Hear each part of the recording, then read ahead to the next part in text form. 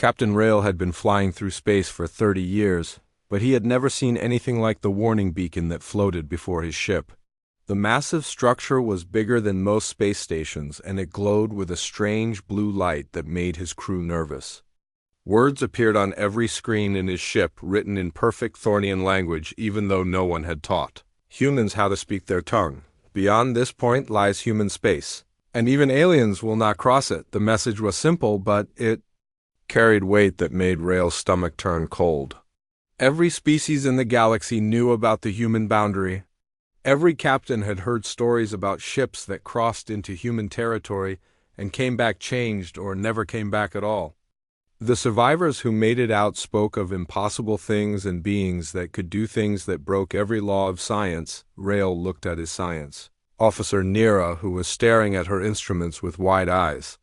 Her readings showed energy levels that should not exist and technology that was far beyond anything the Galactic Council had ever developed. The beacon was not just a warning sign, it was something much more dangerous. 3 days ago, everything had been normal. Rail was mapping star systems near the outer rim when his ship detected something that made no sense.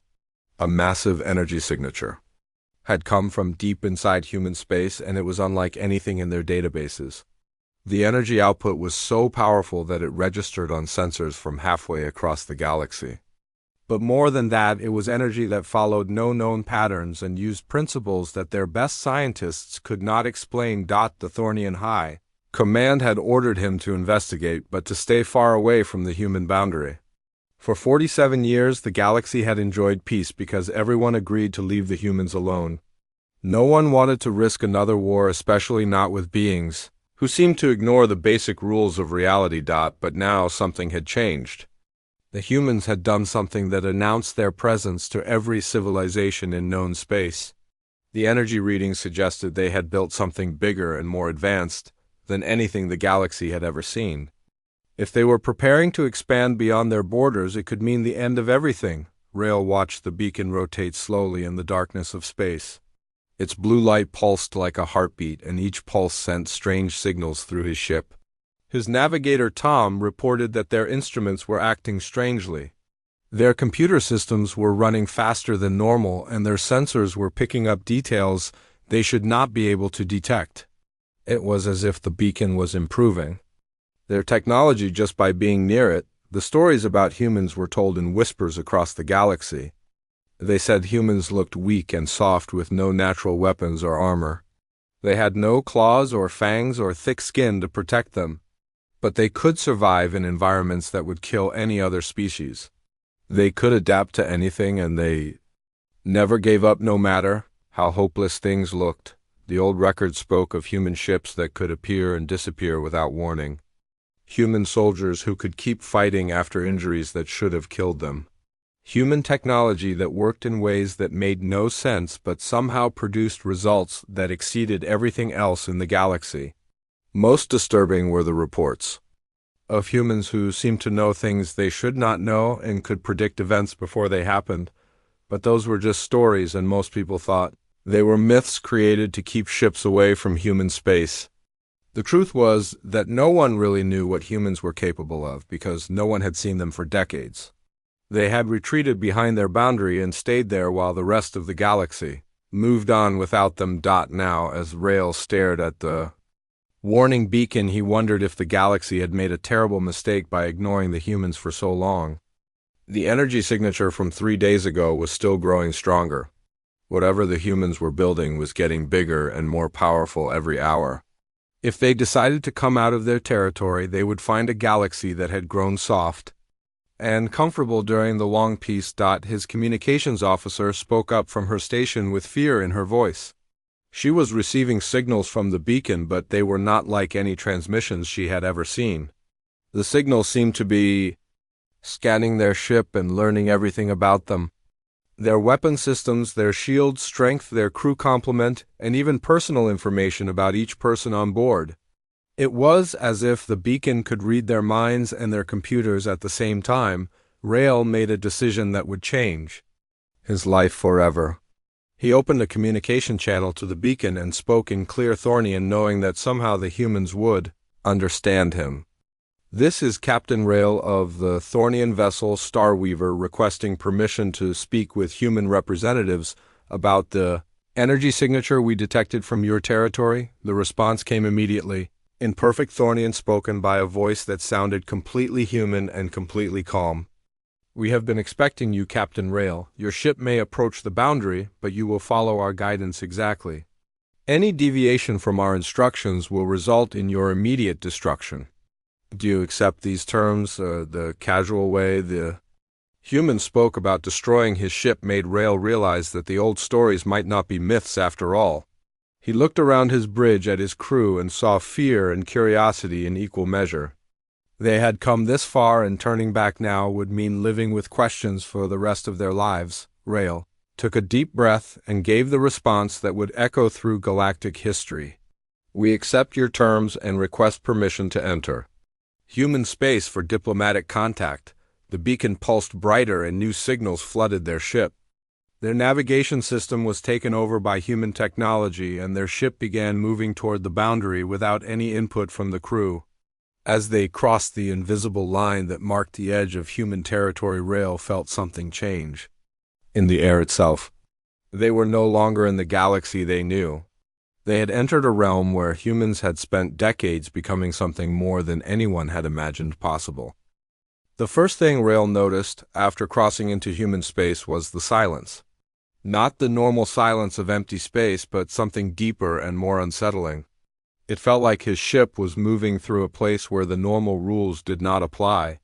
His instruments showed readings that made no sense, and his crew spoke in whispers as if afraid to disturb whatever was watching them. Their human guide had told them to follow a specific flight path, and their ship was moving along it automatically. Rail tried to take manual control, but his systems would not respond. The human technology had complete command of his vessel, and there was nothing he could do except trust that they would not be harmed. The experience was humbling for a captain who had spent his career in control of every situation. After 2 hours of flying through empty space, they saw something that made Rail question everything he thought he knew about engineering. A space station hung in the darkness ahead of them, but it was unlike anything in the galaxy. The structure seemed to twist and fold in on itself in ways that hurt to look at. It was clearly much larger inside than it appeared from the outside, and parts of it seemed to exist in dimensions that his eyes could not properly see. As they approached the station, Rail saw human ships moving around it in patterns that defied physics. The vessels moved without visible engines and changed direction without slowing down. Some of them seemed to disappear and reappear in different locations, as if space itself was just a suggestion rather than a law. His science officer was taking readings, but her instruments were giving her data that she could not interpret. The docking process was smooth, despite the fact that their ship should not have been able to connect to the alien station. Human technology somehow made their systems compatible and guided them into a bay that was perfectly sized for their vessel. When the docking was complete, the human voice spoke to them again with the same calm tone. Welcome to Border Station 7. Captain Rail, you and 2 of your crew members may come aboard. Your ship will be safe, but please understand that our security measures are beyond your ability to detect or resist. Any attempt to harm our personnel or damage our equipment will result in immediate consequences. Rail chose to bring Nira and his communications officer Lita with him. As they stepped through the airlock, they found themselves in a corridor that seemed to stretch much further than the station should have been able to contain. The walls were made of a material that looked like metal, but felt warm and seemed to pulse with life. Lights moved through the walls like veins carrying energy to different parts of the station. Their guide was waiting for them, and he looked exactly like the descriptions in the old stories. He was tall and lean with soft skin and no visible weapons or armor. His eyes were dark and intelligent, and when he smiled, Rail felt both welcomed and terrified. This was clearly a being who had access to power beyond imagination, but who chose to appear harmless and friendly. My name is David, and I will be your host during your visit here. I understand you have questions about the energy signature your people detected. Before we discuss that, I think it would be helpful for you to understand what humans have become during our time in isolation. Please follow me and try not to touch anything unless I tell you it is safe. They walked through corridors that changed as they moved. Walls shifted to create new passages and rooms appeared where none had existed moments before. David explained that the station was alive in a sense, and that it responded to the needs and thoughts of its inhabitants. Human technology had evolved far beyond simple machines and had become something that blended the physical and mental in ways that other species found impossible to achieve. As they walked, David told them about human history during the isolation. He spoke of repeated invasions by various galactic powers who had seen humans as weak and primitive. Each time human cities were destroyed and their people scattered or enslaved. But each time they survived and learned from their attackers. They studied every piece of alien technology they could find and improved upon it in ways that surprised even themselves. The key to human success was not superior intelligence or natural ability. It was something that other species seemed to lack: the ability to never give up. When faced with impossible problems, humans found impossible solutions. When told that something could not be done, they found ways to do it anyway. When confronted with enemies who were stronger, faster, and better armed, they adapted until they became stronger, faster, and better armed than their opponents. David led them to an observation deck where they could see the interior of the station. What they saw made Rail sit down hard in the nearest chair. The station contained entire ecosystems that should not have been able to exist in space. Forests grew in zero gravity with trees that reached impossible heights. Oceans hung in spherical bubbles that somehow maintained their shape without any visible containment. Cities floated in the air with buildings that seemed to grow like plants rather than being constructed. Humans moved through these environments without any protective equipment. They flew through the air as easily as they walked on solid ground. They breathed water as if it were air and stood on surfaces that looked like pure energy. Children played games that involved manipulating matter with their thoughts, and adults worked on projects that seemed to violate every known law of physics. This is just one of our smaller facilities, David said, as if what they were seeing was nothing special. We have thousands of stations like this throughout human space, and each one is home to millions of people. What you are seeing is the result of 50,000 years of continuous advancement and adaptation. We have made ourselves capable of surviving and thriving in any environment, and we have learned to use the fundamental forces of the universe as tools. Rail tried to process what he was seeing, but his mind kept rejecting the evidence of his eyes. The technology on display was centuries beyond anything the galaxy had achieved. The casual way humans manipulated space-time and matter suggested they had solved problems that other civilizations had not even begun to understand. If this was just a small station, then what was the energy signature that had brought them here? David seemed to read his thoughts. The signature you detected is coming from something much larger than this station. We are preparing to expand beyond our current borders, but not in the way you might expect. We are not planning to conquer or colonize. We are preparing to offer an invitation to the rest of the galaxy. But first we need to know if your people are ready for what we have to share. The implications of what David was saying slowly sank in. Humans were not hiding behind their boundary because they were afraid. They were waiting for the right time to reveal themselves, and they had spent the isolation period becoming something that transcended every limitation that had once defined them. The question was not whether they could compete with galactic civilization, but whether galactic civilization was ready to exist alongside beings who had redefined what was possible. David led them deeper into the station to a chamber that he called the Memory Hall. The room was vast and filled with floating displays that showed images and recordings from human history. As they walked through the exhibits, Rail began to understand the true scope of what had happened to humanity during their isolation from the galaxy. The first display showed Earth as it had been millions of years ago, when humans were simple creatures barely able to make fire. David explained that human development had followed a normal pattern for sentient species, until about 50,000 years ago, when the first alien visitors arrived. Those early contacts had seemed peaceful, but they were actually scouting missions. For future invasions, the next series of displays showed the first galactic war involving humans. The Krellin Empire had decided that Earth would make a good colony world and that humans could serve as a useful slave species. Their invasion had been swift and brutal, with human cities destroyed and populations scattered across the galaxy. Most galactic powers assumed that humanity had been eliminated as a significant force, but humans had survived in hidden colonies and refugee settlements scattered across dozens of worlds. Instead of giving up, they began to study Krellin technology and society. Within a few hundred years, they had not only matched Krellin capabilities, but had found ways to improve upon them. When humans struck back, their former conquerors discovered that their slaves had become their superiors. The pattern repeated itself over and over throughout human history. The Vorthan Confederation enslaved human populations for their mining operations, only to discover that humans could work in environments that killed other species.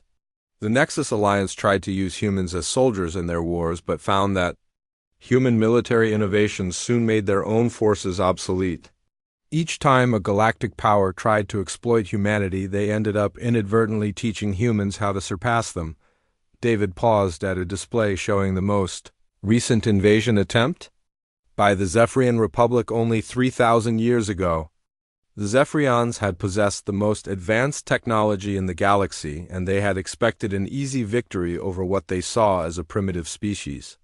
Instead, they encountered humans who could manipulate space and time in ways that made Zephian science look like children playing with toys. That was when the galactic powers finally understood what they were dealing with, David said, as he gestured toward a recording of human ships appearing out of nowhere to destroy entire Zephyrian fleets. They realized that humans were not just another species to be conquered or controlled. We had become something that threatened the very foundations of galactic civilization. So they made us an offer. The offer had been simple.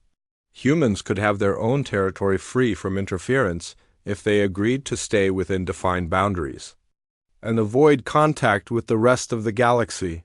In exchange, the galactic powers would leave Earth and all human colonies alone and would establish the warning beacons to prevent accidental conflicts. Most importantly, they would spread stories about humans that would discourage other species from testing the boundaries. For the galaxy, it seemed like a perfect solution. They could continue their normal activities without worrying about a species that had proven capable of adapting to and overcoming any challenge. For humans, it provided the time and space they needed to continue their development without constant interruptions from species who wanted to either exploit them or eliminate them as a threat. During the isolation period, humans had not simply maintained their technology. They had continued to advance at a rate that accelerated with each generation. David showed them displays of human achievements that seemed impossible even by the standards they had already witnessed. Humans had learned to exist in multiple dimensions simultaneously.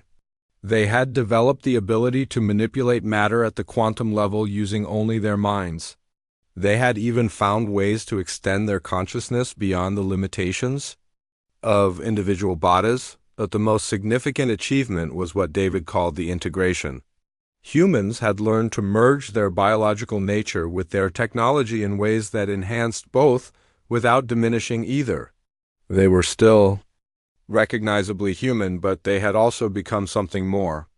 They could survive in any environment, adapt to any challenge, and solve problems that would stump civilizations with millions of years of development. The reason for the energy signature that had brought Rail to human space was finally revealed. In the last section of the memory hall, humans were building something that David called the Gateway, a massive structure that would allow them to extend their influence beyond their current territory without actually leaving it. The Gateway would serve as a bridge between human space and the rest of the galaxy, allowing for controlled contact and exchange. But the Gateway was more than just a transportation system. It was also a test. The energy signature it produced was designed to attract attention from galactic civilizations and to measure their response.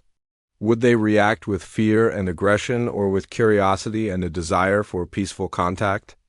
The way different species responded to the Gateway would determine how humans chose to reveal themselves to the Galaxy. David led them to a final chamber where they could see the gateway through a massive viewing port. The structure was enormous, beyond comprehension, stretching for thousands of kilometers in every direction. It pulsed with energy that seemed to bend space around it, and strange lights moved through its framework in patterns that suggested intelligence and purpose. Human workers moved around the structure without any visible protection, treating the deadly energies as if they were harmless. The gateway represents our decision to end our isolation, David explained as they watched the construction activity. We have learned everything we can from being alone, and now we are ready to share our knowledge with species that are prepared to receive it. But we will not repeat the mistakes of the past. This time humanity will determine the terms of contact. Rail realized that the galaxy was about to face a choice that would determine its future. Humans were offering to share technology and knowledge that could advance every civilization by thousands of years. But they were also making it clear that they would not tolerate attempts at exploitation or control. The species that had once been seen as weak and primitive had become the most powerful force in the galaxy, and they were preparing to reshape everything. The question was whether the galactic powers would accept humanity as an equal partner or whether they would try to maintain their old dominance. David made it clear that humans were prepared for either possibility. They had spent 50,000 years learning to adapt to any situation, and they were confident in their ability to handle whatever response the galaxy might have done as they prepared. To leave the memory hall, David gave them one final piece of information. The gateway would be fully operational within 100 galactic standard days. When it activated, every major civilization would receive an invitation to send representatives to human space for formal first contact. The future of galactic civilization would be determined by how those representatives chose to respond to what they found there. David brought them to what he called the demonstration chamber, a vast space that seemed to exist outside normal reality. The walls showed views of distant galaxies, and the floor was transparent, revealing swirling energies beneath their feet. Rael felt dizzy as his mind tried to process an environment that defied every law of physics. He had learned during his decades in space. We understand that what you have seen so far may be difficult to accept, David said as he gestured for them to sit on chairs that materialized from the air itself. Your species, like most in the galaxy, have spent millions of years developing technology in predictable patterns. You build machines to extend your capabilities, and you follow scientific laws that seem unchangeable. Humans took a different path. What appeared in the center of the chamber made Rael question his sanity. A human woman walked out of what looked like solid wall as if it were made of water. She was not wearing any protective equipment, yet she moved through the vacuum of space as easily as walking through air. In her hands she carried what appeared to be a small star that provided light and warmth but did not burn her skin. This is Dr. Lisa Martinez, David said as the woman approached them. She is one of our stellar engineers, and she is going to show you a small example of what humans have accomplished during our isolation. Lisa, please demonstrate our latest construction project. Dr. Martinez smiled and opened her hands. The small star expanded rapidly until it filled most of the chamber with brilliant light. But instead of burning them, the star provided only pleasant warmth and beautiful illumination. She began to shape the stellar material with her bare hands, pulling streams of plasma into complex patterns that defied every law of physics. Rael knew. Within minutes she had constructed a miniature solar system complete with planets' orbits and even tiny life forms that moved and grew in accelerated time. The entire system was stable and self-sustaining, despite being made of materials that should have been impossible to control. When she was finished, Dr. Martinez compressed the system back into a small sphere and handed it to Rael.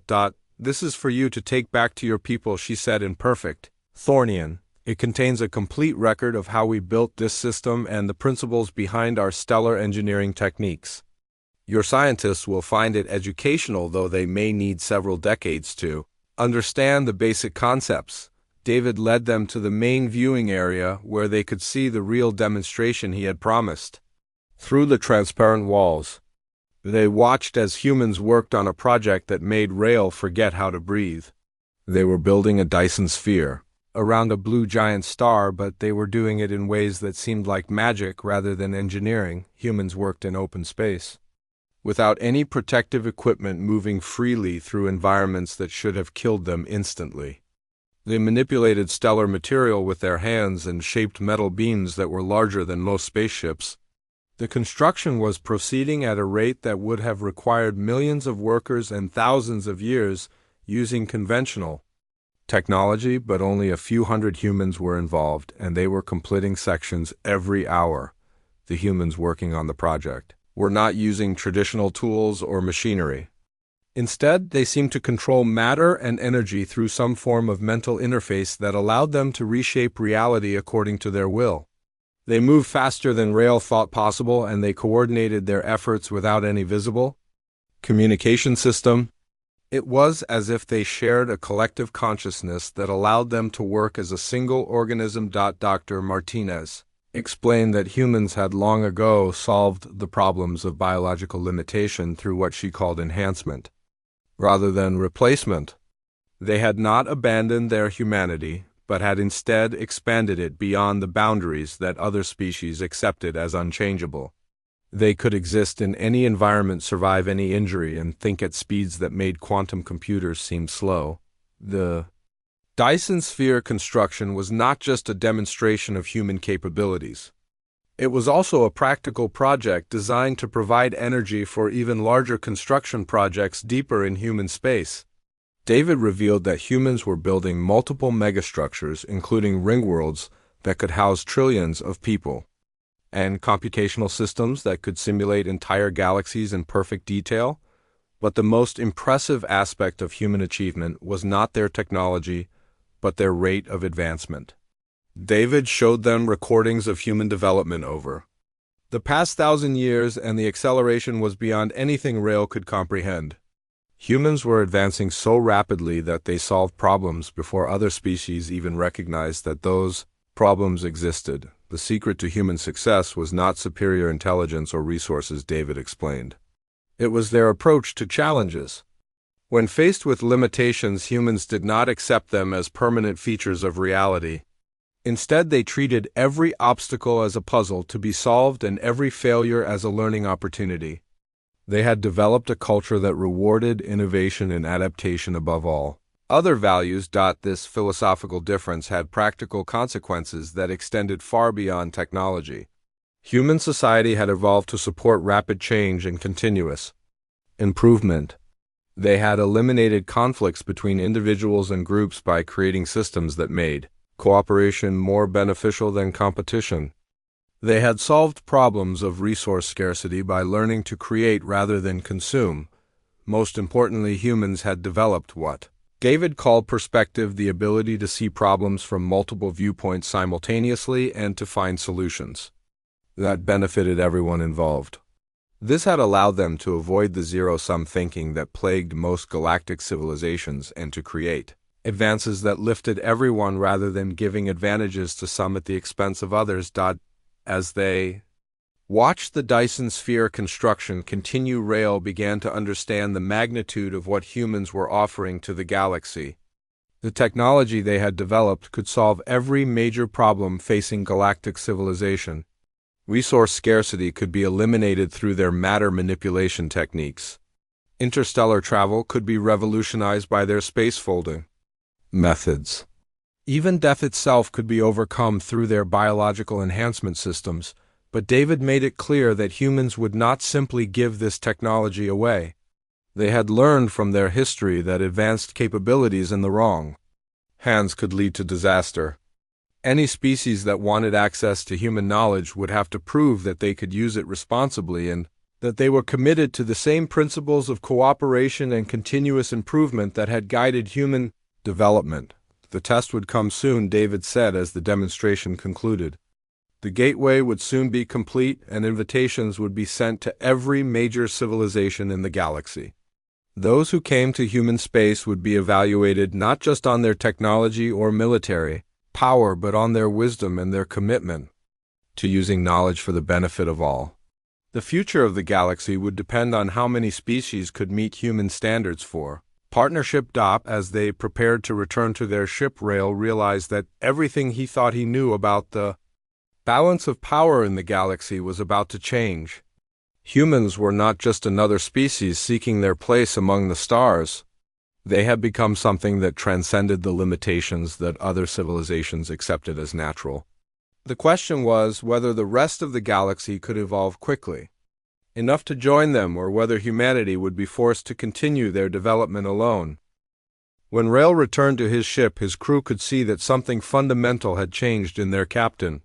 His face carried the weight of knowledge that would reshape everything they thought they knew about the galaxy. As they departed human space under the guidance of automated systems, Rail struggled to find words that could convey what he had witnessed to the Galactic Council. The journey back to Thornian space took 3 days, but it felt like 3 years as Rail tried to process the implications of what humans had become. His science officer Nira spent the entire trip analyzing the miniature solar system that Dr. Martinez had given them, but her instruments could barely detect the technologies involved, much less understand how they worked. The simple gift represented advances that were centuries beyond current galactic science.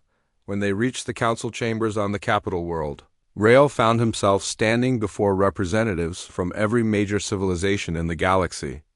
The emergency session had been called to hear his report about the energy signature that had drawn him to human space. What he told them would either unite the galaxy in unprecedented cooperation or shatter it into chaos and conflict. Rail began his report with the facts, but even the basic details seemed impossible to believe. Humans had not simply survived their isolation, they had used it to become something that transcended every limitation that other species accepted as natural. They had built structures that dwarfed anything in the galaxy and had developed capabilities that seemed like magic rather than science. The representatives listened in stunned silence as Rail described the space station that was larger inside than outside, and the humans who worked in open space without protection. He showed them recordings of the Dyson sphere construction and the miniature solar system, but the evidence only made his claims seem more unbelievable. Several delegates accused him of fabricating the entire story until Nira presented her analysis of the human gift. The technology contained in the small sphere was so advanced that it would take their best scientists decades just to understand the basic principles involved. The materials were arranged in patterns that should have been impossible, and the energy systems operated according to laws that had never been discovered by galactic science. Most disturbing was the fact that the entire system was alive in some sense, responding to observation and study by revealing new layers of complexity. Ambassador Kith of the Altarian Federation was the first to grasp the full implications of Rail's report. If humans had truly achieved the capabilities that Rail described, then every assumption about galactic civilization was wrong. The balance of power that had maintained peace for decades was based on the belief that no single species could dominate all others. Humans had apparently moved so far beyond that balance that they existed in a category by themselves. General Voss of the Draconian Empire responded with predictable aggression.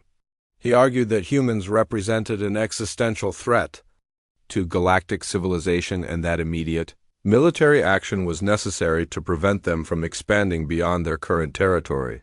His proposal to launch a preemptive strike was supported by several other military representatives who saw human advancement as a challenge to their own power, but the ancient Voidwalkers, who had remained silent throughout most of the session, finally spoke. Their representative, and being so old that his species had forgotten his original name, revealed that they had been aware of human development for thousands of years. They had been monitoring human progress and had concluded that humanity represented the next stage of galactic evolution rather than a threat to be eliminated. The Voidwalker explained that every species in the galaxy had reached a plateau in their development where advancement became increasingly difficult and slow. Humans had somehow broken through that barrier and had found ways to continue advancing at an accelerating rate. Rather than seeing this as a threat, the Voidwalkers believed it was an opportunity for all species to transcend their current limitations. The debate that followed lasted for days as representatives struggled to decide how to respond to the human invitation that would soon arrive. Some argued for military preparation while others pushed for immediate diplomatic contact. The more moderate voices suggested waiting to see what terms humans would offer before making any decisions. The answer came sooner than expected when every communications system in the galaxy simultaneously received the same message. The transmission came from the gateway, and it was broadcast on frequencies that required technology beyond current galactic capabilities. The message was simple, but it carried implications that would reshape the future. To all civilizations of the galaxy, humanity extends an invitation to participate in the next phase of galactic evolution. We offer to share knowledge and technology that can solve every major challenge facing your species. In exchange, we ask only for commitment to principles of cooperation, mutual benefit, and continuous advancement. Representatives from interested civilizations may approach our territory for formal negotiations. Be advised that we will evaluate potential partners based on their wisdom and their dedication to using knowledge for the benefit of all beings. The choice is yours, but choose quickly.